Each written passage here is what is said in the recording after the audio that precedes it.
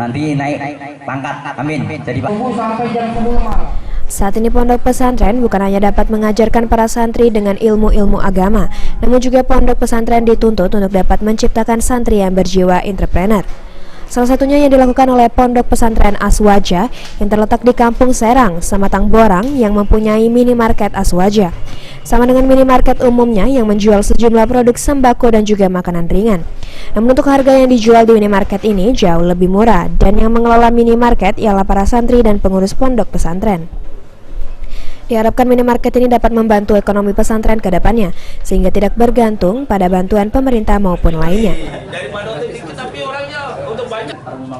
Ada CCTV malah canggih. Kita membangun sebuah minimarket yang intinya untuk proses membantu ekonomi pesantren. Bahkan kami punya cita-cita bukan di sini saja. Kami berusaha keras bagaimana setiap kecamatan saya punya aswasana.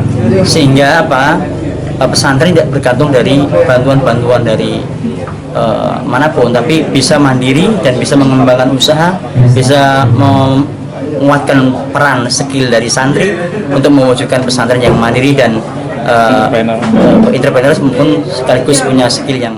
Pondok pesantren harus punya usaha dalam rangka untuk menghidupi atau untuk sehingga para pondok pesantren tidak perlu susah-susah mencari sponsor-sponsor atau mencari sumbangan-sumbangan, tapi dengan menghidupi sendiri ini contohnya salah satu.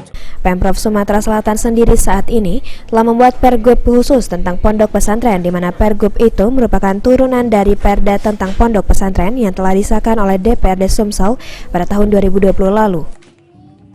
Firman Hidayat, PAL TV.